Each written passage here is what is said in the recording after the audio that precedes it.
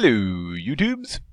Here we go. Algebra 1, Chapter 8 for Quadratic Equations. Notice that this time there's a coefficient to x squared.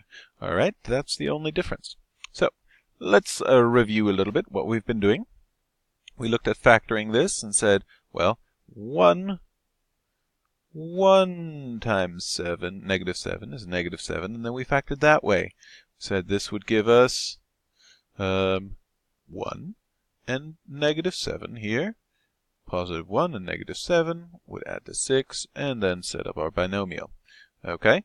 And then we also factored this by grouping. We said, well, we could pull out a 5b here and we could pull out a 2 on this side. And then our parentheses, we can factor out those also. And that would give us r minus 5 times 5b plus 2. Okay, so a couple of ways that we've looked at factoring. Now we are factoring a quadratic with a coefficient in the leading term, okay, other than 1. This isn't much different. We're still going to take the first term, put it in our box top left. We're still going to take the last term, put it in our box bottom right. And then we're going to multiply.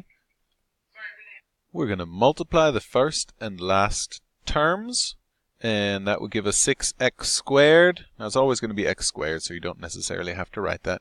But we get 6 here, and then we find all the factors for 6, like 1 and 6, and 2 and 3. Figure out which one of these add to positive 5. Well, that would be the 1 and 6. Oh, sorry. That would be the 2 and 3. And they add to 5, so we put those in there, and then we find each row and each column. See, what do we have in common here? An x. And what do we have in common here? A 1. Now notice, previously, this was always an x and this was always an x. This time we were able to pull out a factor of 2x in this first row.